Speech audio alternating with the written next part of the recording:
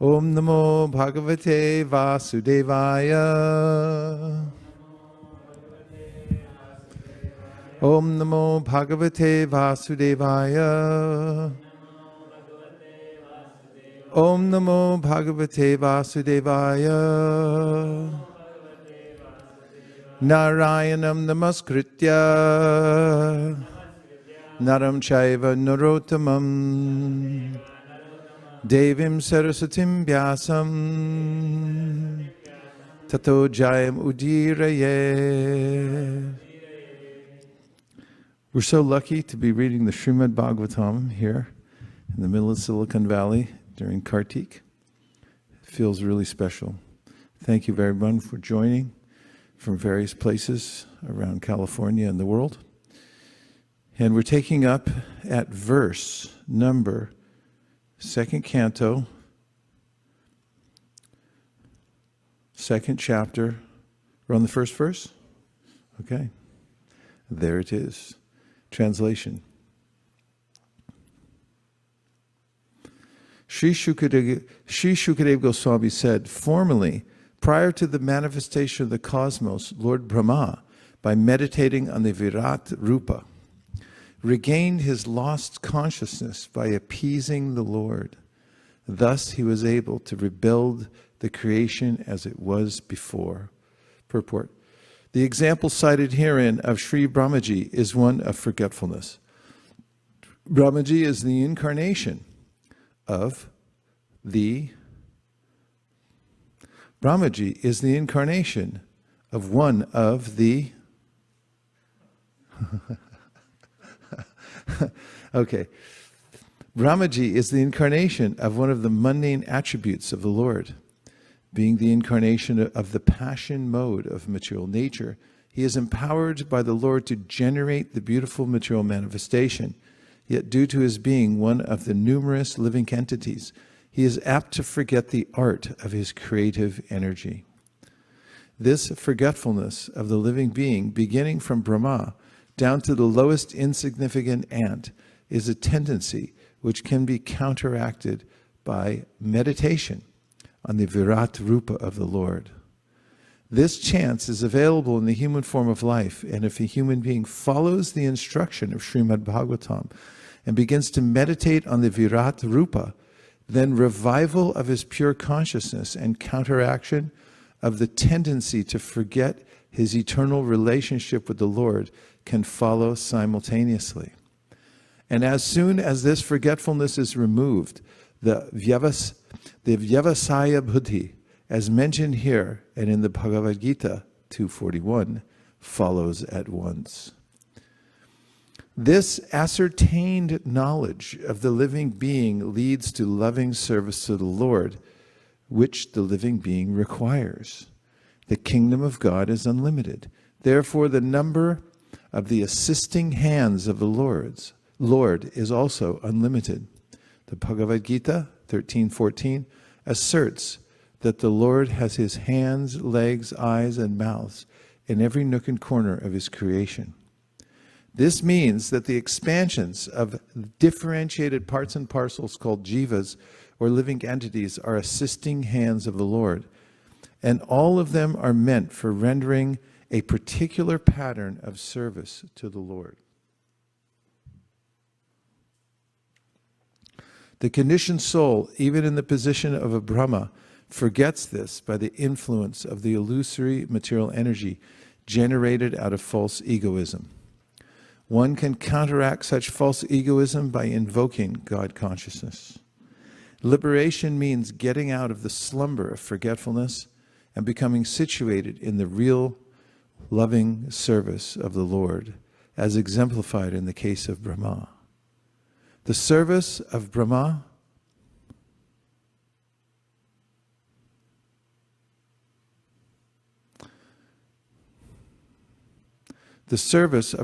is a sample of service in liberation, distinguished from the so-called altruistic services full of mistakes and forgetfulness.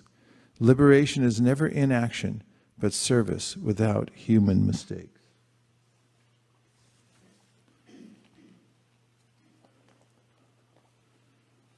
Hare Krishna, Krishna Krishna, Hare Hare, Hare Rama,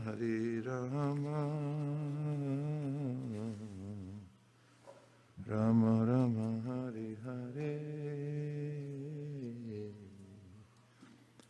Hare Krishna, Krishna Krishna, Hare Hare, Hare Rama,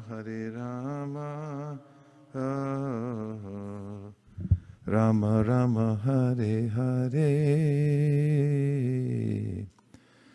And distributing books with my friend Bopadev Prabhu.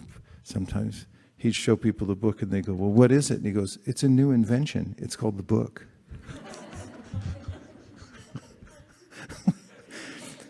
He was one of the most sarcastic people I ever met. You might want to look into it. It's a thing called reading. 2, 2, 2. 2, 2, 2. Here we go. The way of presentation of the Vedic sounds is so bewildering that it directs the intelligence of the people to meaningless things like the heavenly kingdoms. The conditioned souls hover in dreams of such heavenly illusory pleasures, but actually they do not relish any tangible happiness in such places, like Cancun. Purport: the conditioned soul is always engaged in laying out plans for happiness within the material world, even up to the end of the universal limit. He is not even satisfied with available amenities on this earth planet, where he has exploited the resources of nature to the best of his ability. He wants to go to the moon or the planet Venus to exploit resources there. But the Lord has warned us in the Bhagavad-Gita 8:16 about the worthlessness of all the innumerable planets of this universe, as well as those planets within other systems. There are innumerable universes and also innumerable planets in each of them. But none of them is immune to the chief miseries of material existence, namely the pangs of birth, the pangs of death, the pangs of old age, and the pangs of disease. The Lord says that even the topmost planet, known as the Brahmaloka or Satyaloka, and what to speak of other planets like the heavenly planets, is not a happy land for residential purposes, due to the presence of material pangs, as above mentioned. Conditioned souls are strictly under the laws of fruitive activities, and as such they sometimes go up to Brahmaloka and again come down to Patalaloka, as if they were unintelligent children on a merry-go-round. The real happiness is in the kingdom of God, where no one has to undergo the pangs of material existence. Therefore, the Vedic ways of fruitive activities for the living entities are misleading. One thinks of a superior way of life in this country or that, or on this planet or another, but nowhere in the material world can he fulfill his real desire of life, namely eternal life, full intelligence, and complete bliss. Indirectly, Srila Shukadev Goswami affirms that Maharaj Parikshit, in the last stage of life, should not desire to transfer himself to the so-called heavenly planets, but should prepare himself for going back home, back to Godhead. None of the material planets, nor the amenities available there for living conditions, is everlasting. Therefore, one must have a factual reluctance to enjoy such temporary happiness as they afford.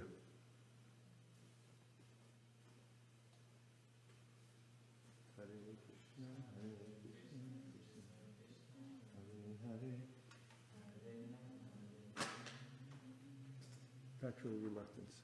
And when I give you a sign, you can write down the section, because I'm trying to collect some of these things. Thank you. Text number 3. For this reason, the enlightened person should endeavor only for the minimum necessities of life while in the world of names. He should be intelligently fixed and never endeavor for unwanted things, being competent to perceive practically that all such endeavors are merely hard labor for nothing. Hare Krishna. Okay, that factual reluctance was from 222. Now we're on 223. Okay. I'm dealing with highly educated people here. Purport. The Bhagavad Dharma, or the cult of Srimad Bhagavatam, is perfectly distinct from the way of fruit of activities which are considered by the devotees to be merely a waste of time. The whole universe, or for that matter, all material existence, is moving on as jagat, simply for planning business to make one's position very comfortable or secure, although everyone sees that this existence is neither comfortable nor secure and can never become comfortable or secure at any stage of development. Those who are captivated by the illusory advancement of material civilization following the way of phantasmagoria, you can look it up, are certainly madmen. The whole material creation is a jugglery of names only. In fact, it is nothing but a bewildering creation of matter like earth, water, and fire. The buildings, furniture, cars, bungalows, mills, factories, industries, peace, war, or even the highest perfection of material science, namely atomic energy and electronics, are all simply bewildering names of material elements with their concomitant reactions of the three modes. Since the devotee of the Lord knows them perfectly well, he is not interested in creating unwanted things for a situation which is not at all reality, but simply names of no more significance than the babble of sea waves. The great kings, leaders, and soldiers fight with one another in order to perpetuate their names in history. They are forgotten in due course of time, and they make a place for another era in history. But the devotee realizes how much history and historical persons are useless products of flickering time. The fruitive worker aspires after a big fortune in the matter of wealth, women, and worldly adoration, but those who are fixed in perfect reality are not at all interested in such false things. For them, it is all a waste of time. Since every second of human life is important, an enlightened man should be very careful to utilize time cautiously. 1 second of human life wasted in the vain research of planning for happiness in the material world can never be replaced, even if one spends millions of coins of gold. Therefore, the transcendentalist desiring freedom from the clutches of Maya or the illusory activities of life is warned herewith not to be captivated by the external features of fruitive actors. Human life is never meant for sense gratification, but for self-realization. Srimad Bhagavatam instructs us solely on this subject from the very beginning to the end. Human life is simply meant for self-realization. The civilization which aims at this utmost perfection never indulges in creating unwanted things, and such a perfect civilization prepares men only to accept the bare necessities of life or to follow the principle of the best use of a bad bargain. Best use of a bad bargain. Our material bodies and our lives in that connection are bad bargains because the living entity is actually spirit, and spiritual advancement of the living entity is absolutely necessary. Human life is intended for the realization of this important factor, and one should act accordingly, accepting only the bare necessities of life and depending more on God's gift without diversion of human energy for any other purpose, such as being mad for material enjoyment. The materialistic advancement of civilization is called the civilization of the demons, which ultimately ends in wars and scarcity. The transcendentalist is specially warned herewith to be fixed in mind, so that even if there is difficulty in plain living and high thinking, he will not budge even an inch from his stark determination. For a transcendentalist, stark determination. For a transcendentalist, it is a suicidal policy to be intimately in touch with the sense gratifiers of the world, because such a policy will frustrate the ultimate aim of life. Shukadeva Goswami met Maharaj Parikshit when the latter felt a necessity for such a meeting. It is the duty of a transcendentalist to help persons who desire real salvation and to support the cause of salvation. One might note that Shukadeva Goswami never met Maharaj Parikshit while he was ruling as a great king. For a transcendentalist, the mode of activities is explained in the next shloka. 4. When there are ample earthly flats to lie on, what is the necessity of cots and beds? When one can use his own arms, what is the necessity of a pillow? When one can use the palms of his hands, what is the necessity of varieties of utensils? When there is ample covering or the skins of trees, what is the necessity of clothing? Phantasmagoria. Did you look it up?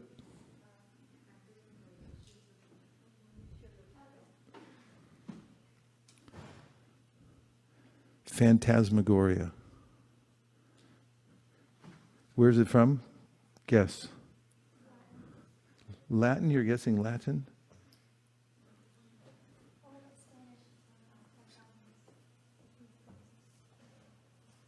Phantom. You got it?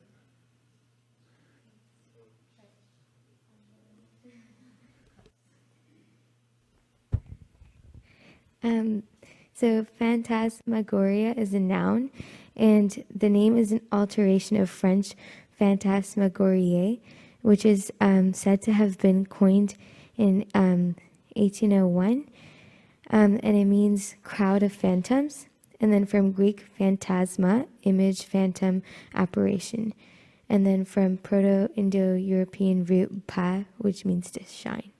Pa means what? To shine, B-H-A, to shine. P-H-A. B-H-A. Pa. Yeah. Shine. Okay. To shine. And then there's a second element, which also appears to be French in a form of Greek, which is agora, assembly. And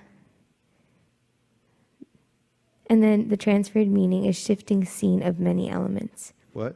The transferred meaning from Greek is shifting scene of many elements. How did we get to Greek? We went from French to Greek. It's Greek, yeah. It says the second element appears to be a French form of Greek, agora, assembly, but the inventor of the word prob only wanted a mouth-filling and startling term, and may have fixed on agoria without any reference to the Greek lexicon. The transferred meaning, shifting scene of many elements. Shifting scene of? Many elements. Shifting scene of many elements. The material world is the shifting scene of many elements and elephants, otherwise known as phantasmagoria. Thank you very much from the research department. Okay. And if you were on your way, it's okay. Don't worry. Just do what you need to do. Okay, text number 4. When there are ample, purport. The necessities of life for the protection and comfort of the body must not be unnecessarily increased. Human energy is spoiled in a vain search after such illusory happiness. If one is able to lie down on the floor, then why should one endeavor to get a good bedstead or soft cushion to lie on? If one can rest without any pillow and make use of the soft arms endowed by nature, there is no necessity of searching after a pillow. If we make a study of the general life of the animals, we can see that they have no intelligence for building big houses, furniture, and other household paraphernalia, and yet they maintain a healthy life by lying down on the open land. They do not know how to cook or prepare foodstuffs, yet they still live healthy lives more easily than the human being. This does not mean that human civilization should revert to animal life, or that the human being should live naked in the jungles without any culture, education, and sense of morality. An intelligent human cannot live the life of an animal. Rather, man should try to utilize his intelligence in arts and science, poetry and philosophy. In such a way, he can further the progressive march of human civilization. But here, the idea given by Srila Shukadeva Goswami is that the reserve energy of human life, which is far superior to that of animals, should simply be utilized for self-realization. Advancement of human civilization must be towards the goal of establishing our lost relationship with God, which is not possible in any form of life other than the human. One must realize the nullity, good word, of the material phenomenon, the nullity of the material phenomenon, considering it a passing phantasmagoria, and must endeavor to make a solution to the miseries of life. Self-complacence with a polished type of animal civilization geared to sense gratification is delusion, and such a civilization is not worthy of the name.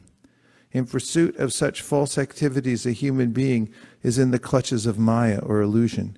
Great sages and saints in the days of yore were not living in palatial buildings furnished with good furniture and so-called amenities of life.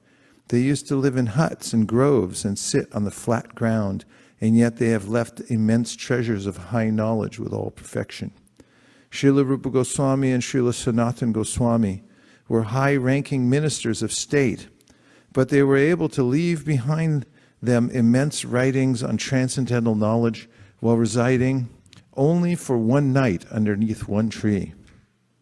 They did not live even 2 nights under the same tree, and what to speak of well-furnished rooms with modern amenities. And still they were able to give us most important literatures of self-realization. So-called comforts of life are not actually helpful for progressive civilization. Rather, they are detrimental to such progressive life. In the system of Sanatana Dharma, or 4 divisions of social life and 4 orders of progressive realization, there are ample opportunities and sufficient directions for a happy termination of the progress of the progressive life. And the sincere followers are advised therein to accept a voluntary life of renunciation in order to achieve the desired goal of life. If one is not accustomed to abiding by the life of renunciation and self-abnegation from the beginning, one should try to get into the habit at a later stage of life, as recommended by Srila Shukadeva Goswami, and it will help one to achieve the desired success. Are there no torn clothes lying on the common road? Do the trees which exist for maintaining others no longer give alms and charity? Do the rivers, being dried up, no longer supply water to the thirsty? Are the caves of the mountains now closed? Or, above all, does the Almighty Lord not protect the fully surrendered souls? Why then do the learned sages go to flatter those who are intoxicated by hard-earned wealth? Purport: the renounced order of life is never meant for begging or living at the cost of others as a parasite. According to the dictionary, a parasite is a sycophant who lives at the cost of society without making any contribution to that society. The renounced order is meant for contributing something substantial to society and not depending on the earnings of the householders. On the contrary, acceptance of alms from the householders by the bona fide mendicant is an opportunity afforded by the saint for the tangible benefit of the donor. In the Sanatana Dharma institution, almsgiving to the mendicant is part of a householder's duty, and it is advised in the scriptures that the householders should treat the mendicants as their family children and should provide them with food, clothing, etc., without being asked. Pseudo-mendicants, therefore, should not take advantage of the charitable disposition of the faithful householders. The first duty of a person in the renounced order of life is to contribute some literary work for the benefit of the human being in order to give him realized direction towards self-realization. Amongst the other duties in the renounced order of life of Sanatana Goswami, Srila Rupa, and the other Goswamis of Vrindavan, the foremost duty discharged by them was to hold learned discourses among themselves at Sevakunj, Vrindavan, the spot where Sri Radha Damodar temple was established by Srila Jiva Goswami, and where the actual Samadhi tombs of Srila Rupa Goswami and Srila Jiva Goswami are laid. For the benefit of all in human society, they left behind them immense literatures of transcendental importance. Similarly, all the acharyas who voluntarily accepted the renounced order of life aimed at benefiting human society and not at living a comfortable or irresponsible life at the cost of others. However, those who cannot give any contribution should not go to the householders for food, for such mendicants asking bread from the householders are an insult to the highest order. Shukadeva Goswami gave this warning especially for those mendicants who adopt this line of profession to solve their economic problems. Such mendicants are in abundance in the age of Kali. When a man becomes a mendicant willfully or by circumstances, he must be of firm faith and conviction that the Supreme Lord is the maintainer of all living beings everywhere in the universe.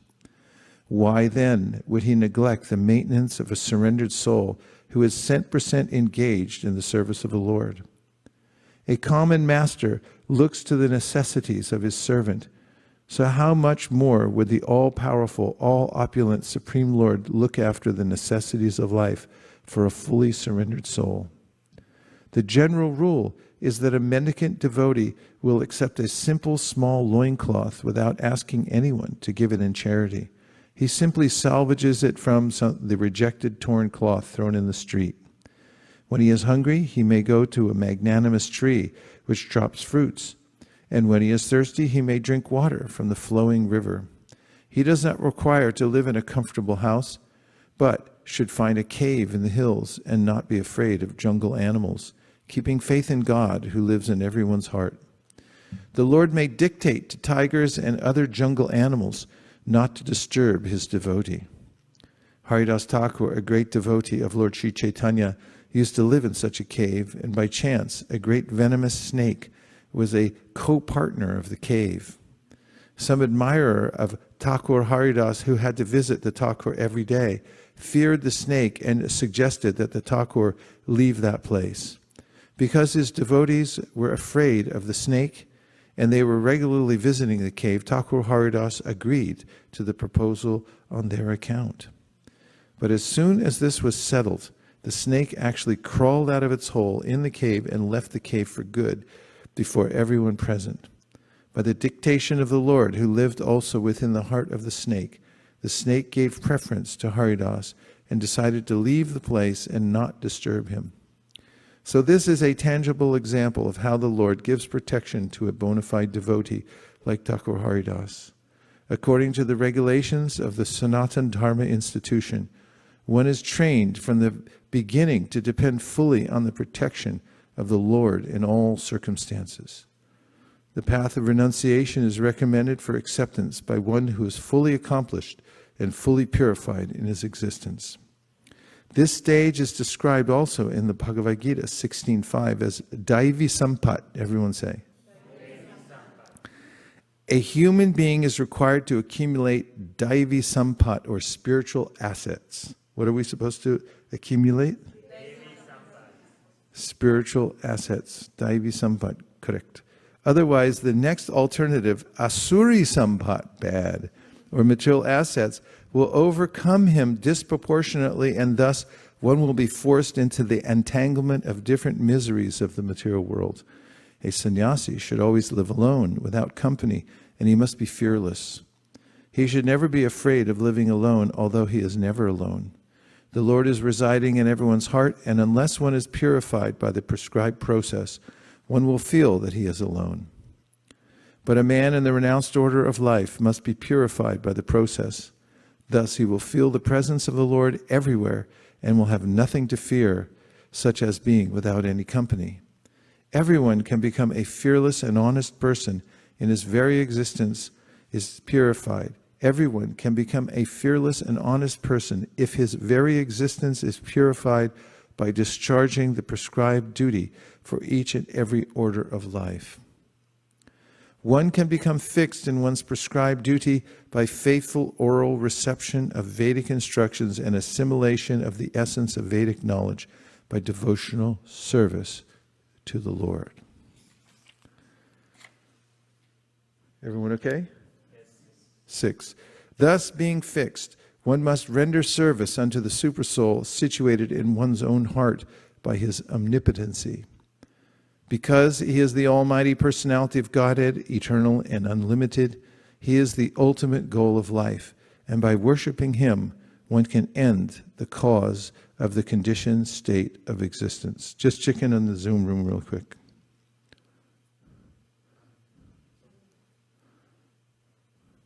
We need to see the devotees, if there are any there.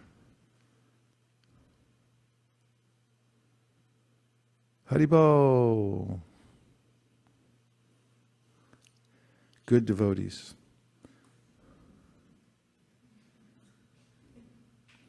Purport. As confirmed in Bhagavad-Gita 1861, the Supreme Personality of Godhead, Sri Krishna, is the all-pervading, omnipresent Supersoul. Therefore, one who is a yogi can worship only him because he is the substance and not illusion. Every living creature is engaging in the service of something else.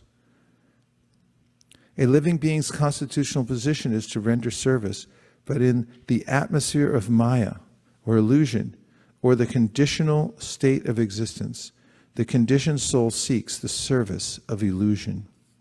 A conditioned soul works in the service of his temporary body, bodily relatives like the wife and children, and the necessary paraphernalia for maintaining the body and bodily relations, such as the house, land, wealth, society, and country. But he does not know that all such renderings of service are totally illusory. As we have discussed many times before, this material world is itself an illusion, like a mirage in the desert. In the desert, there is an illusion of water, and the foolish animals become entrapped by such illusion and run after water in the desert, although there is no water at all. But because there is no water in the desert, one does not conclude that there is no water at all. The intelligent person knows well that there is certainly water in the seas and oceans, but such vast reservoirs of water are far, far away from the desert. One should therefore search for water in the vicinity of seas and oceans and not in the desert. Every one of us is searching after real happiness in life, namely eternal life, eternal or unlimited knowledge, and unending blissful life. But foolish people who have no knowledge of the substance search after the reality of life in the illusion.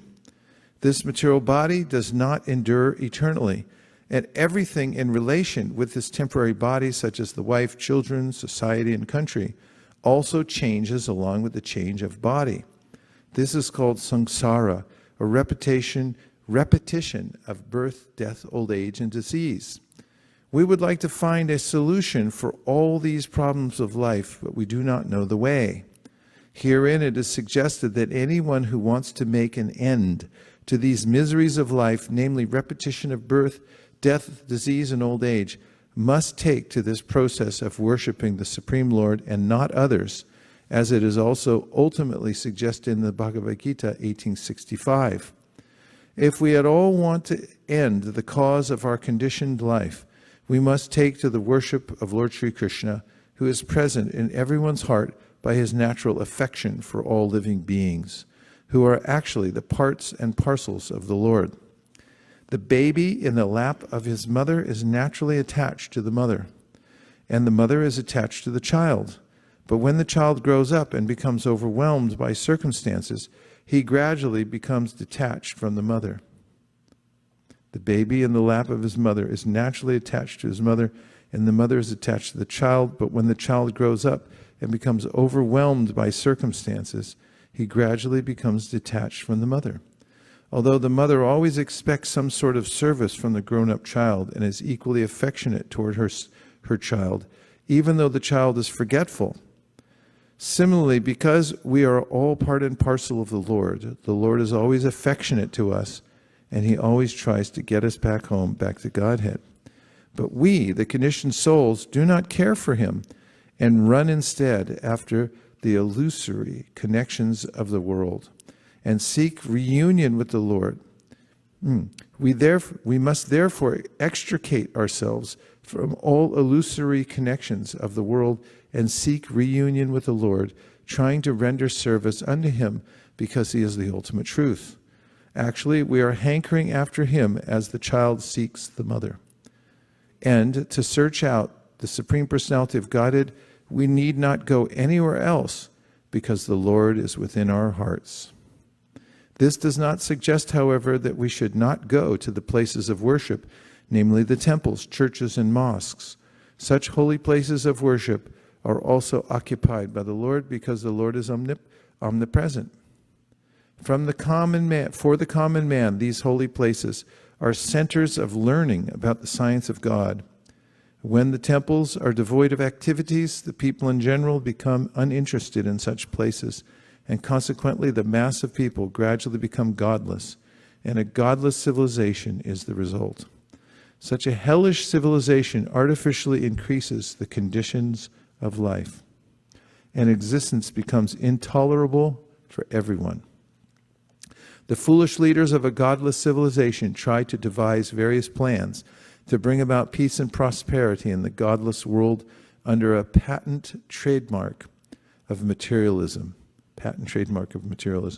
And because such attempts are illusory only, the people elect incompetent, blind leaders, one after another, who are incapable of offering solutions. If we want at all to end this anomaly of a godless civilization, we must follow the principles of revealed scriptures like Srimad Bhagavatam and follow the instruction of a person like Shukadeva Goswami, who has no attraction for material gain. Text number 7, and just after this we'll take a couple of reflections. Who else but the gross materialist will neglect such transcendental thought and take to the non-permanent names only, seeing the mass of people fallen in the river of suffering as a consequence of accruing the result of their own work. Purport. In the Vedas it is said that persons who are attached to demigods to the exclusion of the Supreme Personality of Godhead are like animals who follow the herdsman even though they are taken to the slaughterhouse. The materialists, like animals, also do not know that they are being misdirected by neglecting the transcendental thought of the Supreme Person. No one can remain vacant of thought. It is said that an idle brain is a devil's workshop because a person who cannot think in the right way must think of something which may bring about disaster. The materialists are always worshiping some minor demigods, although this is condemned in the Bhagavad-Gita 7:20. As long as a person is illusioned by material gains, he petitions the respective demigods to draw some particular benefit, which is, after all, illusory and non-permanent. The enlightened transcendentalist is not captivated by such illusory things. Therefore, he is always absorbed in the transcendental thought of the Supreme in different stages of realization, namely Brahman, Paramatma, and Bhagavan. In the previous verse, it is suggested that one should think of the Supersoul, which is one step higher than the impersonal thought of Brahman, as it was suggested in the case of contemplating the Virat Rupa of the Personality of Godhead. Intelligent persons who can see properly may look into the general conditions of the living entities who are wandering in the cycle of 8,400,000 species of life, as well as in different classes of human beings. It is said that there is an everlasting belt of water called the river Vaitarani at the entrance of the plutonic planet of Yamaraj, who punishes sinners in different manners. After being subjected to such sufferings, a sinner is awarded a particular species of life according to his deeds in the past. Such living entities are punished by Yamaraj. Such living entities as are punished by Yamaraj are seen in different varieties of conditioned life. Some of them are in heaven and some of them are in hell. Some of them are brahmanas and some of them are misers. But no one is happy in this material world, and all of them are either class A, B, or C prisoners suffering because of their own deeds.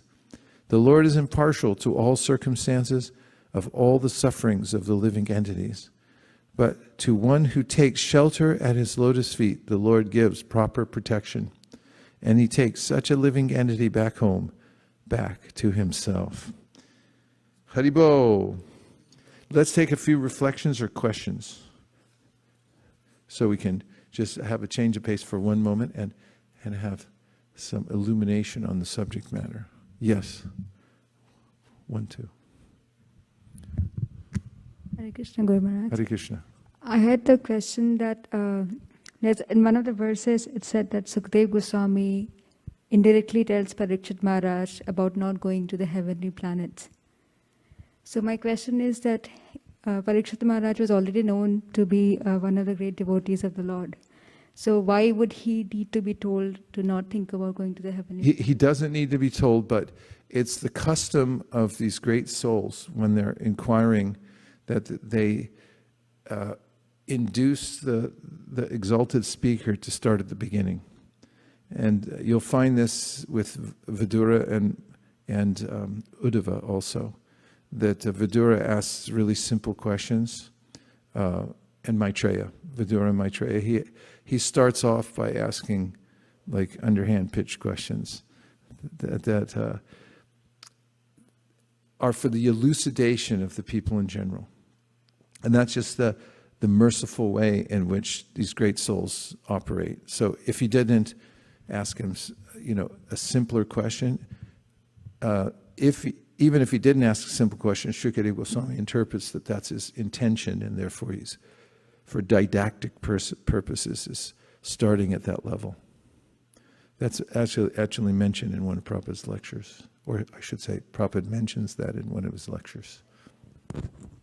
Yes. Thank you, Srila Gurudev.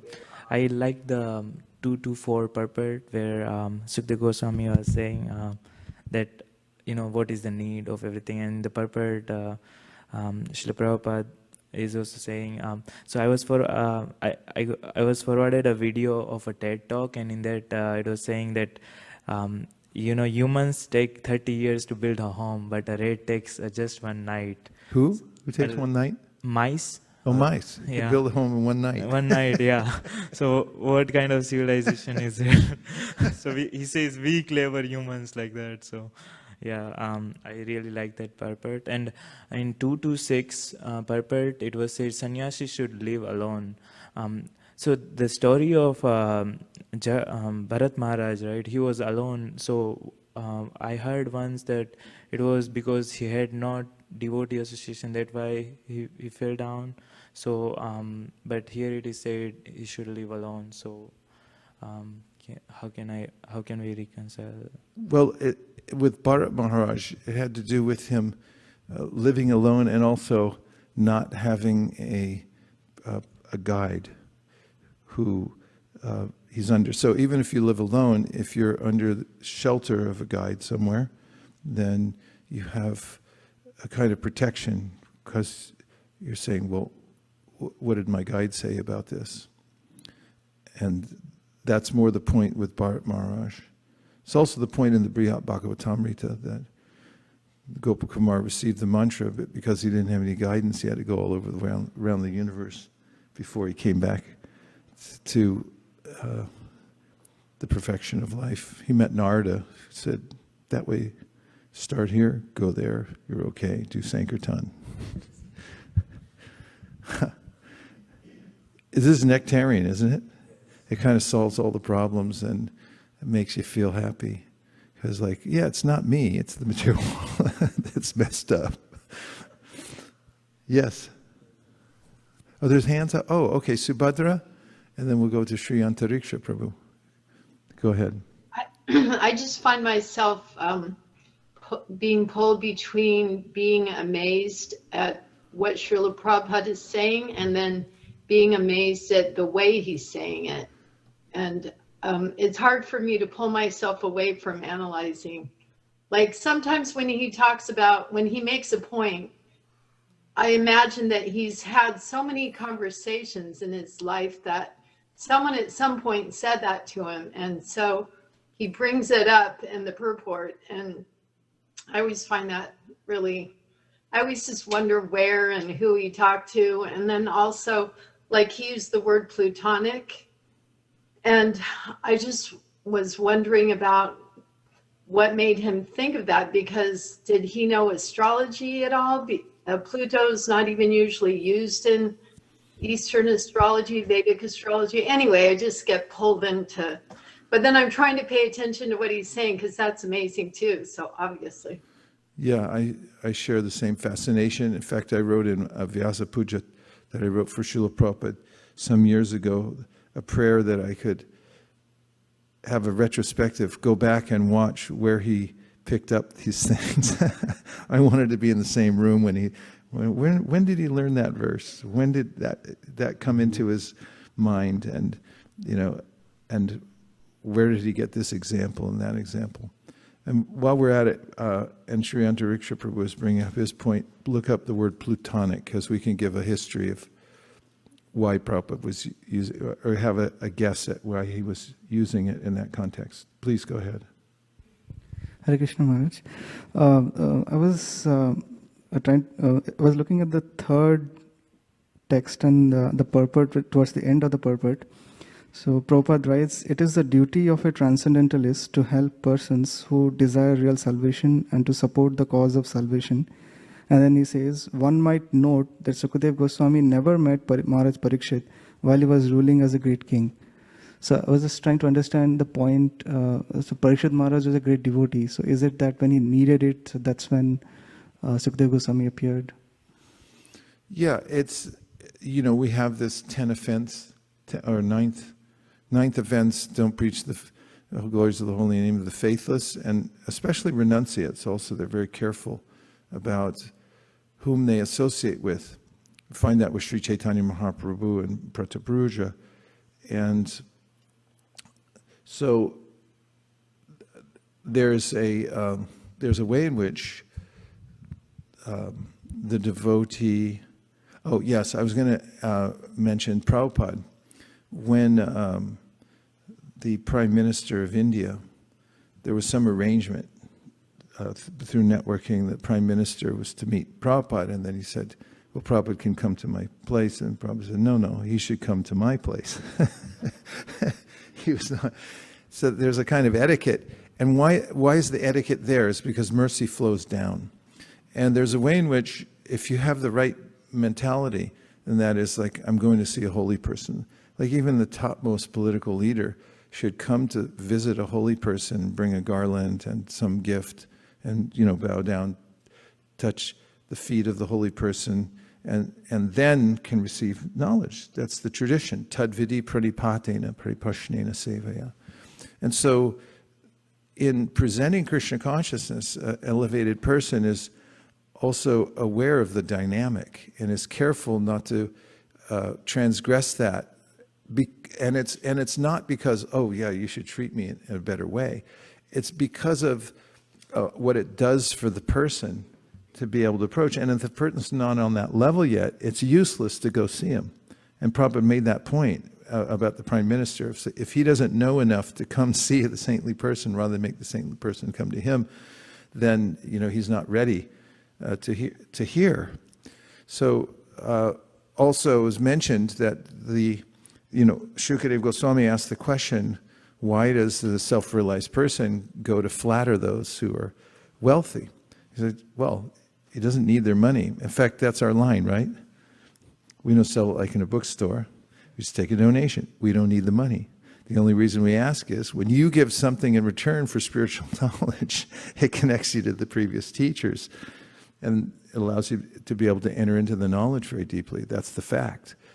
And so that's the dynamic that those who are reaching out to others are always aware of. What creates the most favorable circumstance for the person that you're presenting to, is so that they can receive the knowledge.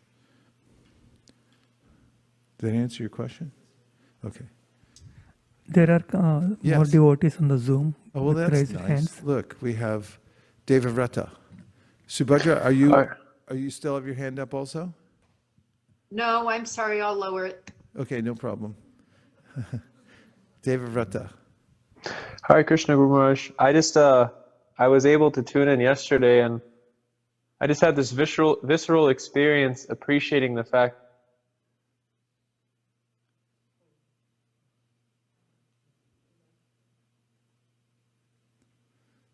He appreciated. And it was visceral, which is nice. It's a really sweet thing. And did we look up the word Platonic? Transcendental diary. Oh, yes, please go ahead. We lost you for about 6.5 seconds. Go right ahead. Should I start from the beginning?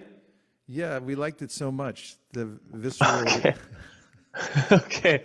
So I had this visceral experience yesterday during our Tuesday reading, and I was just thinking how fortunate we are to be sitting together on a Tuesday morning discussing what we're supposed to be doing at the time of death. And I was having that thought because I've been reading Harisari's Transcendental Diary, and something came up about Howard Hughes, the entrepreneur of the 20th century. And when he died in a plane by himself, and the last thing that he said is, "Something's terribly wrong. I think I've made a mistake." And the devotees were relating this to Prabhupada, and Prabhupada said, yes, he did make a mistake. And that kind of sparked like a research fuse on my end, looking at what have people said throughout time at the time of death. Bogeria, who came from the Medici family of Italy. And he said, "I have taken care of everything in life, only not for death, and now I have to die completely unprepared." So I was just appreciating yesterday how we're all just getting together, preparing to die. Yeah, we're like sitting on the bank of the Ganga here and hearing Srimad Bhagavatam. And it is extremely fulfilling. And every devotee I know here at ISV or anywhere else that, as an example, sits through the recitation of the entire Bhagavad-Gita, never says the next day, "Oh, what a waste of time. I wish I had watched television instead." Or, "That was too long." On the contrary, they say, "Can we do that every day?"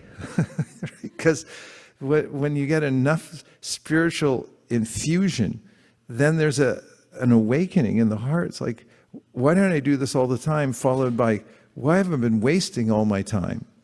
And when that eagerness is there to hear all the time, constantly, without stoppage, then one's starting to get some traction in spiritual life. And we have to practice that throughout our lifetime, hearing as much as possible to develop that sense of being like Parikshit Maharaj, leaning in, where he says, usually I'd be hungry because I'm not eating. Usually I'd be thirsty because I'm not drinking. Usually I need some sleep because I'm not sleeping. But right now, I don't even think about those things because I'm drinking nectar. And that's advancement in Krishna consciousness. That's an advanced state, and that's how one advances in Krishna consciousness. What else? Any other thing? Okay. Platonic, yes. Give us the history of the word, please. Platonic is an adjective. It's pertaining to or involving intense heat deep in the Earth's crust, 1790s. Intense heat? Yeah. In the Earth's crust. Coined by Irish scientist Richard Kirwan, 1733 to 1812, from combining form of Pluto as god of the underworld, especially in reference to early 19th century geological theory championed by Hutton, that attributed most of the present features of the Earth's crust to action of internal heat, a theory which triumphed over its rival Neptunism, which attributed them to water.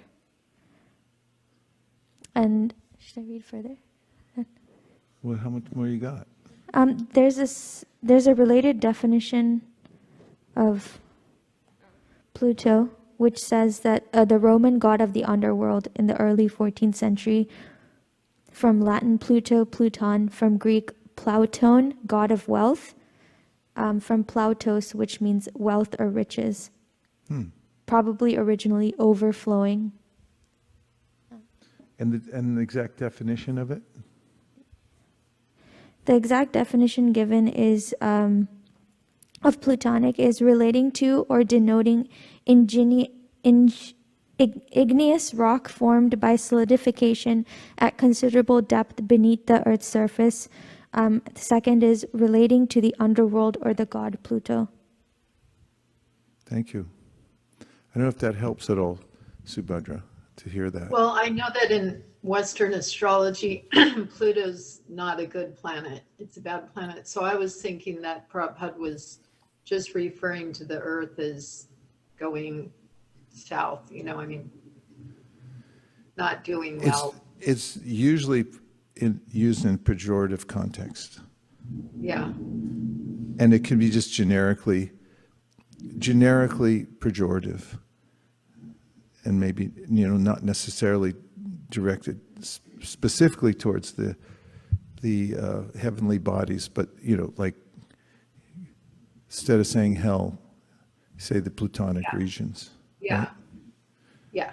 Go to Pluto. Hare Krishna, Say Guru what? Maharaj. Yes, please go ahead. Yes, please accept my humble obeisances. This is Dhanavati Dasi. I like the point that it says in the Bhagavatam that never become comfortable and secure in this material world. We should live with minimum things, otherwise, and we don't want to waste a second. Otherwise, it's all waste of time. So I like that point. Thank you. Yeah, back for my friend Bopadev.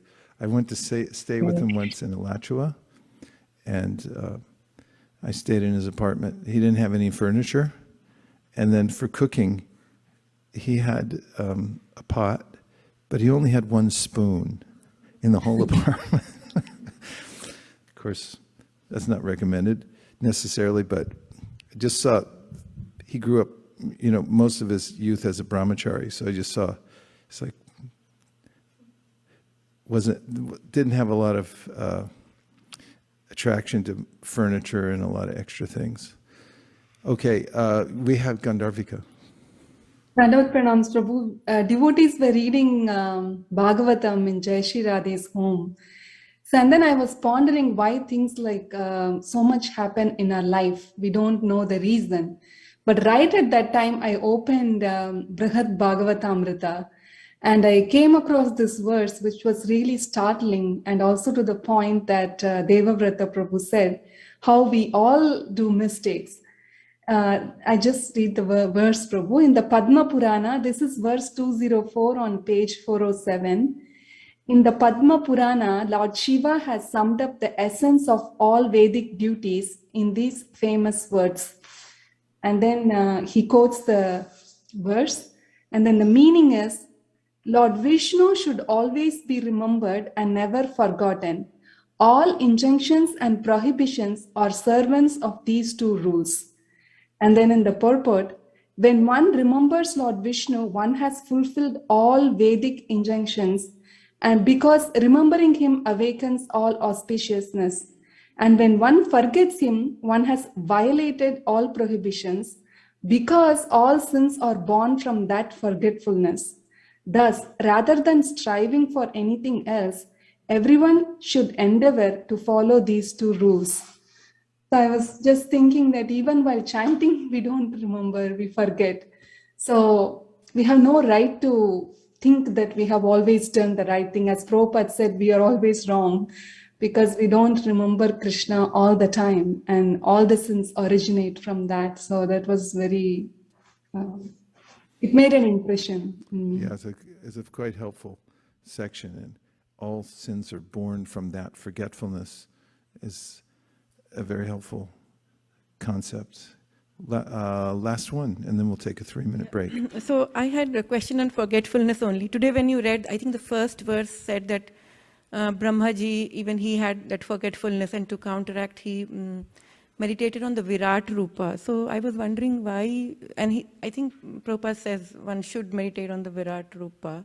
So I was a little confused because we should remember Krishna for anything. So why Here in the second canto, at the very beginning, Shukadeva Goswami is starting at the elementary level for beginners.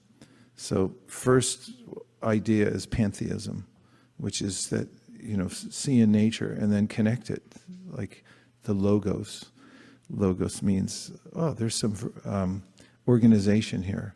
In the Bible it says, in the beginning was the logos, was the word, and the word designs everything. So that's why we have ologies. Ology comes from logo, like biology, sociology, that made it into the sciences. And all these various ologies, because they can be ordered. There's an order in the universe. And we start off by seeing the hand of some supreme intelligence that's organizing everything. We don't know who it is. And then comes this more refined idea that you actually see the form within nature. And you say, yes, the Virat Rupa, the form is there. The trees are the hairs on the body, streams are the veins. The artistic sense is the birds, the various birds. The toenails are these coarser animals, like the donkey, and so forth. And then, from seeing that, one becomes more elevated. And then he starts talking about Dhyan Yoga, or Dharana on the supersoul, and meditating on the localized feature. But then the next stage above that will be meditating on Kishore, the 15-year-old Supreme Personality of Godhead, who's the source of everything. So it just goes in stages, that's all. And it's only a way in which he's referring in context to the ways of remembering Krishna, because that's what's being discussed in the beginning here.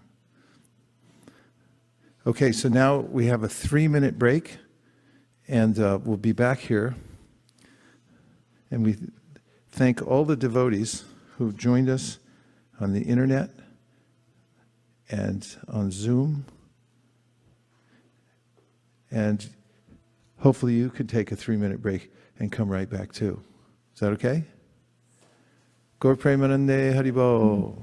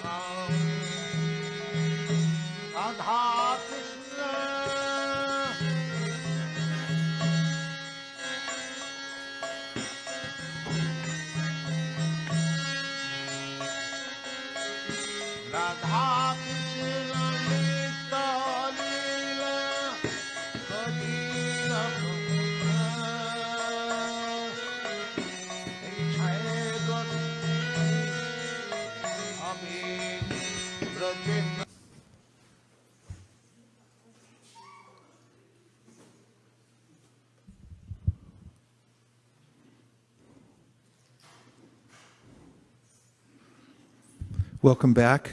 We're continuing our reading of the Srimad Bhagavatam, and we're on the second canto, second chapter, The Lord in the Heart. We'll take up at text number 8, which begins with the word kechit, others, swadeha anta, within the body, hridaya avakashe, in the region of the heart, pradesha matram, measuring only 8 inches.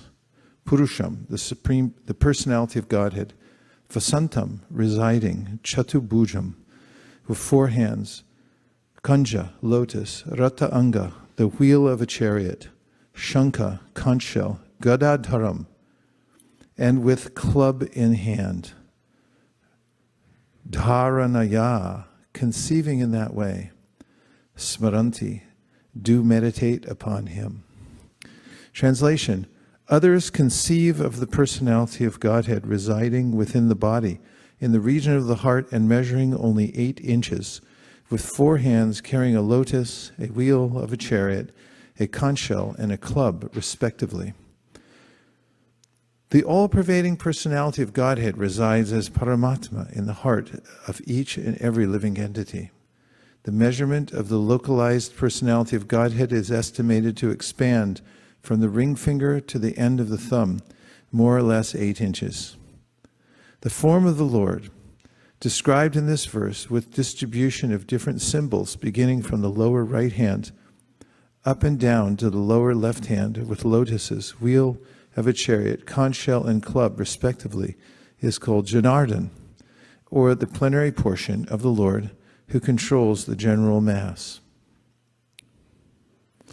There are many other forms of the Lord with varied situations of the symbols of lotus, conch shell, etc., and they are differently known as Purushottam, Achyuta, Narasingha, Trivikrama, Hrishikesh, Keshava, Madhava, Aniruddha, Pradyumna, Sankarshana, Sridhara, Vasudeva, Damodara, Janardana, Narayana, Hari, Padmanabha, Vamhan, Madhusudana, Govinda, Krishna, Vishnumurti, Adhoksaja, and Upendra. These 24 forms of the localized personality of Godhead are worshipped in different parts of the planetary system, and in each system there is an incarnation of the Lord having a different Vaikuntha planet in the spiritual sky, which is called the Paravyom. There are many other hundreds and scores of different forms of the Lord, and each and every one of them has a particular planet in the spiritual sky, of which this material sky is only a fragmental offshoot. The Lord exists as Purusha, or the male enjoyer, although there is no comparing him to any male form in the material world. But all such forms are Advaita, non-different from one another, and each of them is eternally young. The Lord with 4 hands is nicely decorated, as described below. His mouth expresses his happiness, his eyes spread like the petals of a lotus, and his garments, yellowish like the saffron of a kadamba flower, are bedecked with valuable jewels. His ornaments are all made of gold, set with jewels, and he wears a glowing headdress and earrings. His lotus feet are placed over the whorls of the lotus-like hearts of great mystics. On his chest is the Kaustuba jewel, engraved with a beautiful calf, and there are other jewels on his shoulders. His complete torso is garlanded with fresh flowers. The ornaments, flowers, clothing, and all other decorations on the transcendental body of the personality of Godhead are identical with the body of the Lord. None of them are made of material ingredients. Otherwise, there would be no chance of their decorating the body of the Lord.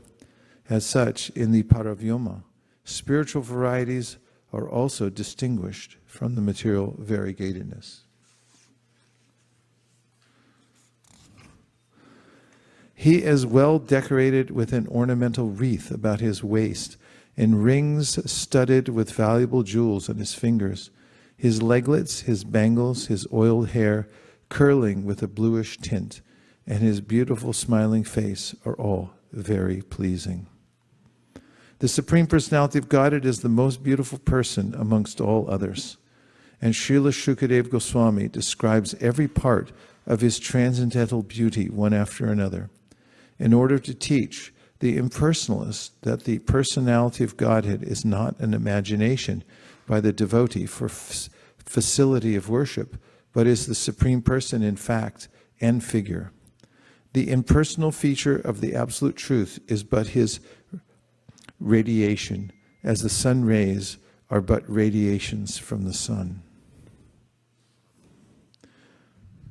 It says, the beginning of the purport, the Supreme Personality of Godhead is the most beautiful person amongst all others. 12.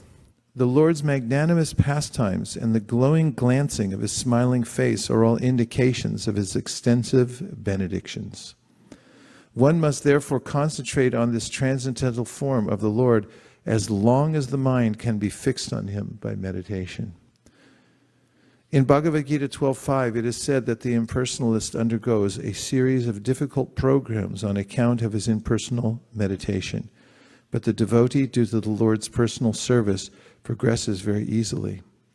Impersonal meditation is therefore a source of suffering for the impersonalists. Here, the devotee has an advantage over the impersonalist philosopher. The impersonalist is doubtful about the personal feature of the Lord, and therefore he always tries to meditate upon something which is not objective. For this reason, there is an authentic statement in the Bhagavatam regarding the positive concentration of the mind on the factual form of the Lord. The process of meditation recommended herein is bhakti yoga, or the process of devotional service after one is liberated from the material conditions. Jnana yoga is the process of liberation from the material conditions.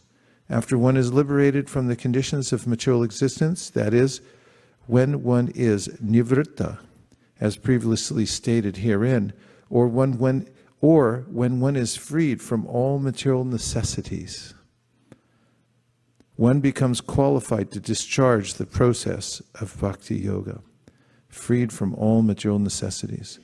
Therefore, bhakti yoga includes jnana yoga, or in other words, the process of pure devotional service simultaneously serves the purpose of jnana yoga. Liberation from material conditions is automatically achieved by the gradual development of pure devotional service. These effects of bhakti yoga are called anartha nivritti. These effects of bhakti yoga are called anartha nivritti. Things which are artificially acquired gradually disappear along with the progress of bhakti yoga. Meditation on the lotus feet of the Personality of Godhead, the first processional step, must show its effect by anartha nivritti. The grossest type of anartha which binds the conditioned soul in the material existence is sex desire, and this sex desire gradually develops in the union of the male and female. When the male and female are united, the sex desire is further aggravated by the accumulation of buildings, children, friends, relatives, and wealth. When all these are acquired, the conditioned soul becomes overwhelmed by such entanglements, and the false sense of egoism, or the sense of myself and mine, becomes prominent, and the sex desire expands to various political, social, altruistic, philanthropic, and many other unwanted engagements, resembling the foam of the sea waves, which becomes very prominent at one time and at the next moment vanishes as quickly as a cloud in the sky. The conditioned soul is enriched by such products as well as products of sex desires, and therefore bhakti yoga leads to gradual evaporation of the sex desire, which is summarized in 3 headings, namely profit, adoration, and distinction. All conditioned souls are mad after these different forms of sex desire, and one shall see for himself how much he has been freed from such material hankerings based primarily on the sex desire. As a person feels his hunger satisfied after eating each morsel of foodstuff, he must similarly be able to see the degree to which he has been freed from sex desire. The sex desire is diminished along with its various forms by the process of bhakti yoga, because bhakti yoga automatically, by the grace of the Lord, effectively results in knowledge and renunciation, even if the devotee is not materially very well educated. Knowledge means knowing things as they are. And if by deliberation it is found that there are things which are at all unnecessary, naturally the person who has acquired knowledge leaves aside such unwanted things. When the conditioned soul finds by culture of knowledge that material necessities are unwanted things, he becomes detached from such unwanted things. This stage of knowledge is called vairagya, or detachment from unwanted things.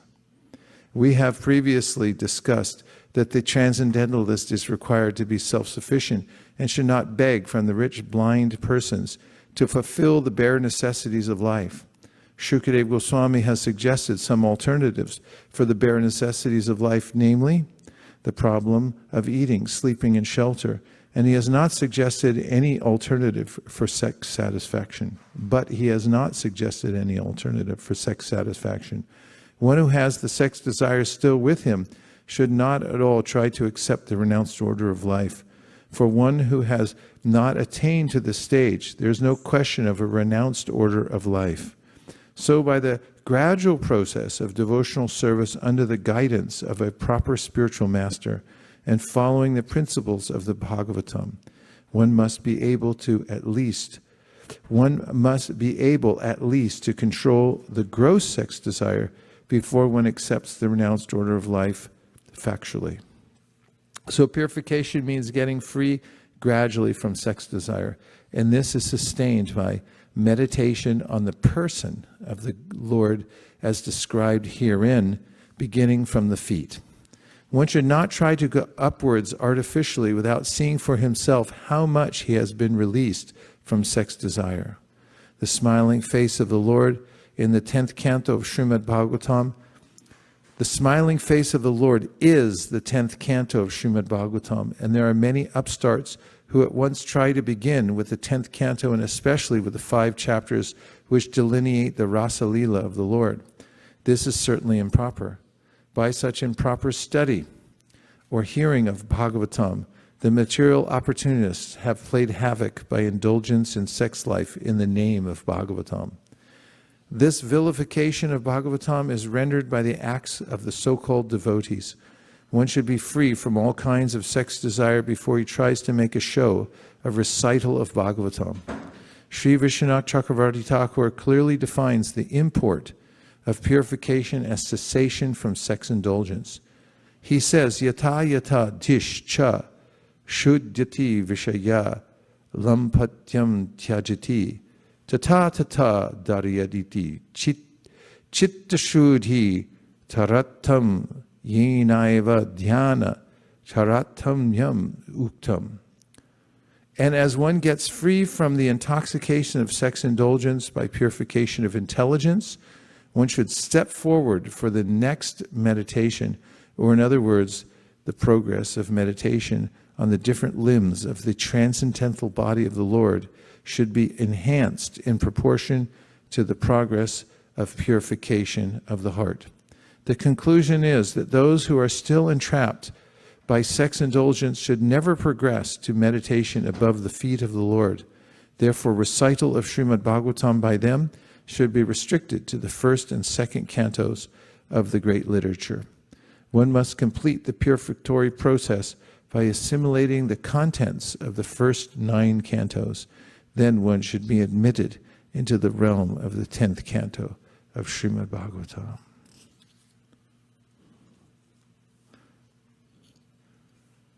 Haribo.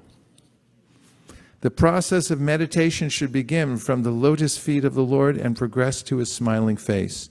The meditation should be concentrated upon the lotus feet, then the calves, then the thighs, and in this way higher and higher.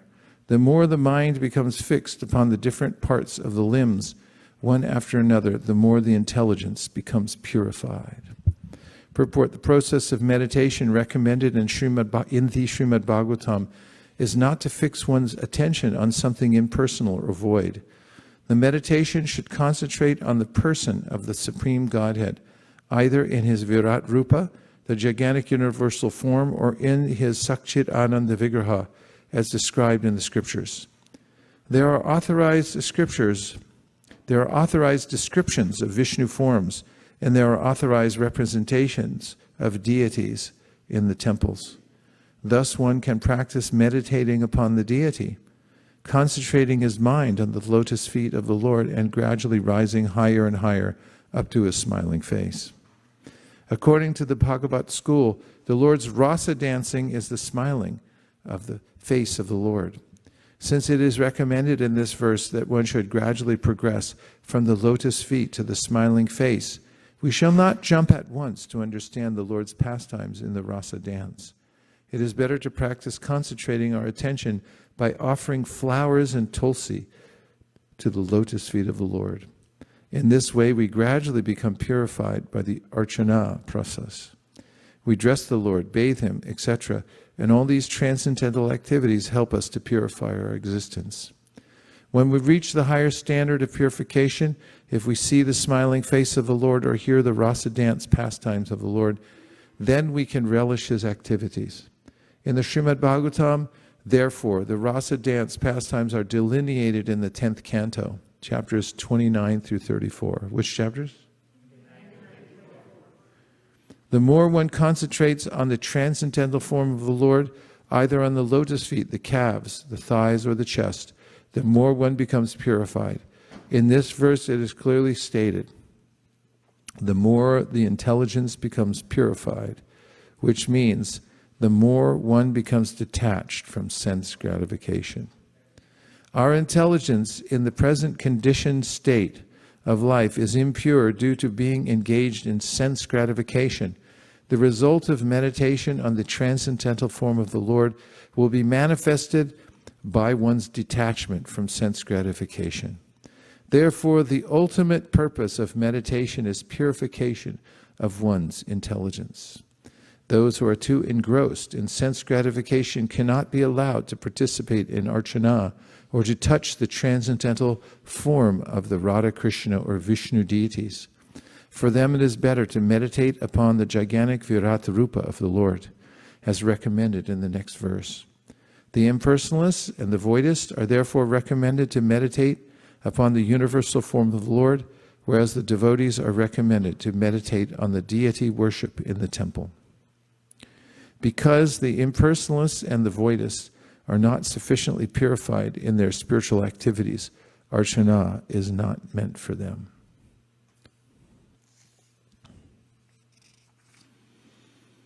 Unless the gross materialist develops a sense of loving service unto the Supreme Lord, the seer of both the transcendental and material worlds, he should remember or meditate upon the universal form of the Lord at the end of his prescribed duties. Purport: the Supreme Lord is the seer of all worlds, both material and transcendental. In other words, the Supreme Lord is the ultimate beneficiary and enjoyer of all worlds, as confirmed in the Bhagavad-Gita 5.29. The spiritual world is the manifestation of his internal potency, and the material world is the manifestation of his external potency. The living entities are also his marginal potency, and by their own choice, they can live in either the transcendental or material worlds. Did you catch that? Their own choice. The material world is not a fit place for living entities because they are spiritually one with the Lord, and in the material world, the living entities become conditioned by the laws of the material world. Okay, that's it, right? We're not staying. The Lord wants all living entities who are his parts and parcels to live with him in the transcendental world, and for enlightening conditioned souls in the material world, all the Vedas and the revealed scriptures are there, expressly to recall the conditioned souls back home, back to Godhead. Unfortunately, the conditioned living entities, although suffering continually in the threefold miseries of conditioned life, are not very serious about going back to Godhead. It is due to their misguided way of living, complicated by sins and virtues. Some of them who are virtuous by deeds begin to reestablish the lost relation with the Lord, but they are unable to understand the personal feature of the Lord. The real purpose of life is to make contact with the Lord and be engaged in His service. That is the natural position of living entities. But those who are impersonalists and are unable to render any loving service to the Lord have been advised to meditate upon His impersonal feature, the Virat Rupa, or universal form. Some way or other, one must try to reestablish one's forgotten relation with the Lord if one at all desires to gain real happiness in life and to reclaim his natural, unfettered condition. I underlined that when I read it last time, so I'll read it again, if you don't mind. Some way or other, one must try to reestablish one's forgotten relation with the Lord if one at all desires to gain real happiness in life and to reclaim his natural, unfettered condition. For the less intelligent beginners, meditation on the impersonal feature, the Virat Rupa, or universal form of the Lord, will gradually qualify one to rise to personal contact.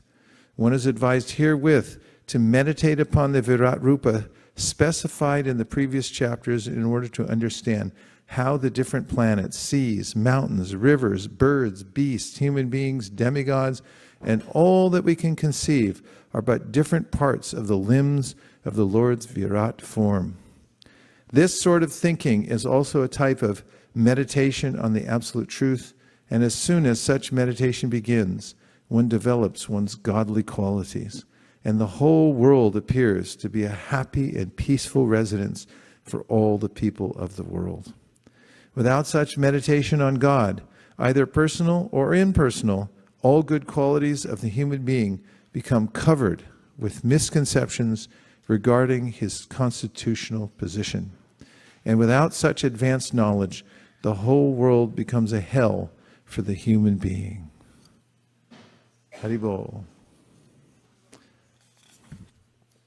O King, whenever the yogi desires to leave this planet of human beings, he should not be perplexed about the proper time or place, but should comfortably sit without being disturbed, and regulating the life air should control the senses by the mind. Purport. In the Bhagavad-Gita 8:14, it is clearly stated that a person who is totally engaged in the transcendental loving service of the Lord and who constantly remembers Him at every step easily obtains the mercy of the Lord by entering into His personal contact. Such devotees do not need to seek an opportune moment to leave the present body, but those who are mixed devotees, unalloyed with fruit of actions, or empirical philosophical speculation, require an opportune moment for quitting this body. For them, the opportune moments are stated in the Bhagavad-Gita 8.23 through 26. But those opportune moments are not as important as one's being a successful yogi who is able to quit his body as he likes. Such a yogi must be competent to control his senses by the mind. The mind is easily conquered simply by engaging it at the lotus feet of the Lord. Gradually, by such service, all the senses become automatically engaged in the service of the Lord. That is the way of merging into the Supreme Absolute. Everyone okay? Yes. Thereafter, the yogi should merge his mind by his unalloyed intelligence into the living entity, and then merge the living entity into the super-self. And by doing this, the fully satisfied living entity becomes situated in the supreme stage of satisfaction, so that he ceases from all other activities. Purport. The functions of the mind are thinking, feeling, and willing. When the mind is materialistic or absorbed in material contact, It acts for material advancement of knowledge, destructively ending in discovery of nuclear weapons. But when the mind acts under spiritual urge, it acts wonderfully for going back home, back to Godhead, for life in complete bliss and eternity. Therefore, the mind has to be manipulated by good and unalloyed intelligence. Perfect intelligence is to render service unto the Lord. One should be intelligent enough to understand that the living entity is, in all circumstances, a servant of the circumstances. One should be intelligent enough to understand that the living entity, that the living being is, in all circumstances, a servant of the circumstances. Every living being is serving the dictates of desire, anger, lust, illusion, insanity, and enviousness. All materially affected. I'll read the last sentence again because it's so sweet to hear. Every living being is serving the dictates of desire, anger, lust, illusion, insanity, and enviousness, all materially affected. But even while executing such dictations of different temperaments, he is perpetually unhappy. When one actually feels this and turns his intelligence to inquiring about it from the right sources, he gets information of the transcendental loving service of the Lord. Instead of serving materially for the above-mentioned different humors of the body, the living entity's intelligence then becomes freed from the unhappy illusion of materialistic temperament, and thus by unalloyed intelligence, the mind is brought into the service of the Lord. The Lord and his service are identical, being on the absolute plane. Therefore, the unalloyed intelligence and the mind are merged into the Lord. And thus the living entity does not remain a seer himself, but becomes seen by the Lord transcendentally. When the living entity is directly seen by the Lord dictates to him to act according to his desire. And when the living entity follows him perfectly, the living entity ceases to discharge any other duty for his illusory satisfaction. In his pure unalloyed state, the living being attains the full stage of full bliss, labdho pashanti, and ceases all material hankerings. We'll take a couple of reflections or questions. And you can turn the Zoom room back on. What did you hear that stuck in your mind that you can relate back? Hare Krishna. Yes, Devavrata. I was appreciating this point about one should be intelligent enough to understand that the living entity is, in all circumstances, a servant of the circumstances. And I was just appreciating that because I've been in a circumstance where I've definitely been the servant of the circumstance. Yeah, that's partly the meaning of marginal. Whatever situation we get in, we're molded by that circumstance. And because it's our constitutional position to serve, in every circumstance, we take up serving the circumstance. So it's best to prearrange what one's circumstance will be by tanama rupa charitaru sikirtananu smrityo karmena rasanamanasinyoja, being organized around the principle of hearing and chanting and being around those who hear and chant. Thank you. Can I reflect on what you just said? Yes. Yeah, just to kind of amend what I was saying, I've been in a circumstance where I really have no control over what's happening externally, but I have been able to stay connected with transcendental vibration. And by doing that, although the circumstances externally to anyone else, even just like reflecting on it myself, it's supposed to be a very frustrating circumstance. But because I'm able to arrange things where I am connecting with transcendental vibration on a daily basis, I become very untouched by it. It's like that verse in the Bhagavad-Gita, like a lotus above the muddy water. You just become, the water just rushes off. So thank you for bringing that point up, Ramesh. Now you got my curiosity. I think I'll ask you afterwards where you are right now. And by the way, everyone, welcome to ISV. We're open 24 hours, 7 days a week now. Hare Okay. Krishna. Hare Prabhuji, Krishna. Hare Krishna, Bali Prabhu. I think the amazing part was like you are describing Canto, how to remember Krishna's lotus feet and his chest. There is more purification than jumping into like 10th Canto, at least the 5th chapter, how Prabhupada wanted to really ensure that we assimilate all the knowledge from Canto 1 to 9, read multiple times, then we are qualified to read 10th Canto. That was very good realization from my end. Hare Krishna. Hare Krishna. Yeah, so we've been noting the gentle, gradual process through which Shukadeva Goswami is taking us from impersonalism and gradually coming into focus, noticing the various assets of the material world, and don't they come from a benevolent source? Aren't they providing you? Aren't the animals being taken care of, and so forth?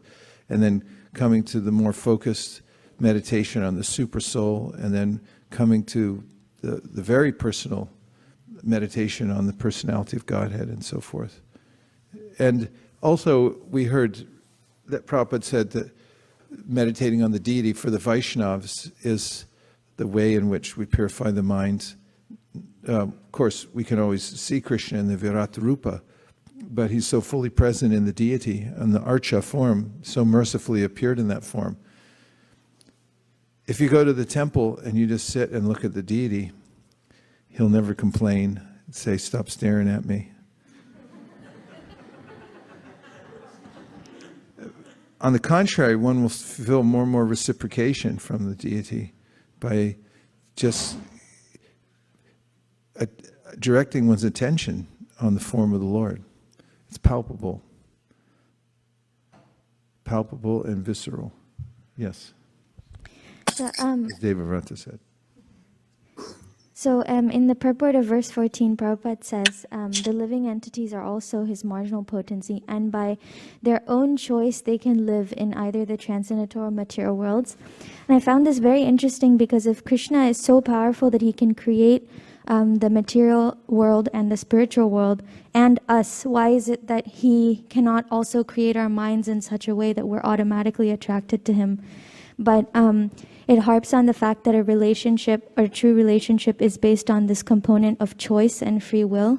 And by having that, we are given this opportunity to build a true loving relationship with the Lord. And that's something that even he cherishes and he gives us the opportunity to do beyond his own power of being able to create all these worlds. So I thought that was very powerful. Thank you, Priya, for elucidating that important philosophical point. Thank you. Yes. In this last purport which you read, it talks about the mind, and I like that place where Prabhupada says, A little closer. When mind acts under spiritual urge, it acts wonderfully for going back home, back to Godhead, for life in complete bliss and eternity. So the mind can be, it's not that it's always revolting. It can be brought under the spiritual urge. And we have to turn the corner because we know how active the mind is at pursuing matter. And when we come through this anartha nivritti, and we are able to then transfer that enthusiasm we have for acquiring profit to understanding that all profit comes from our devotional service and serving the Lord, then it's all good. There's no risk and there's no hindrance to our progress at any time. And it's not well understood because most people think that the solution to the troublesome senses is to stop them altogether. And here at the outset of Srimad Bhagavatam, we find that no, you have to transfer your attention elsewhere. Prabhupada begins with that in the introduction of the Bhagavad-Gita as it is also. He said the Vedic literatures are there to transfer our intelligence from reading mundane subject matter to transcendental subject matter. And that's one of the great benefits of the Krishna consciousness movement. It's one of the only movements that not only teach that it's a matter of redirecting one's attention, but also give the subject matter and the forms to which one can direct one's attention. Other people don't have that because they're not well informed through the Srimad Bhagavatam. Oh, yes, Radhakripa Prabhu. Hare Krishna Maharaj. Maharaj, when you are reading the purport of Srila Prabhupada, somehow I started thinking about how Prabhupada took so much pain for us in the middle of the night.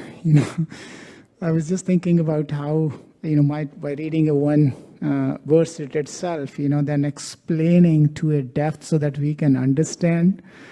I was just feeling like, and we owe it to him. He has done so much for us. I hope, it's very difficult to what he has done for us, but at least by paying attention to what he has said, that itself could satisfy maybe a little bit him we value. So I was really appreciating and thanking Prabhupada for his tireless work which he has done for all of us. So, in fact, it's mentioned Prabhupada mentions in a purport that we have a debt to the rishis and all the sampradaya who have painstakingly passed down this information to us, and so we should repay it.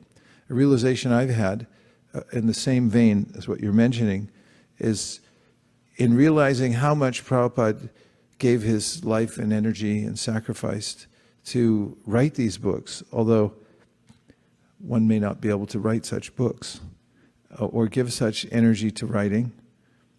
We can certainly try to give that same kind of energy to reading them. And that's specifically one of the things he asked us to do. And if we try to increase the duration and the intensity through which we hear Prabhupada's books, then that's a perfect relationship, because he spoke them and wrote them and asked us to read them. Prabhu. Hare Krishna Maharaj. I like two phrases that Prabhupada used in the purports. One where he is describing the anarthas. He says artificially acquired. They're not natural. And the other place where he's describing the material world is not fit place for the jiva, is unfettered condition. Yeah. Yeah. Very poetical and helpful concepts, aren't they? Yeah. Artificial desires. Yes. And we have Gandharvika before we go back to our reading.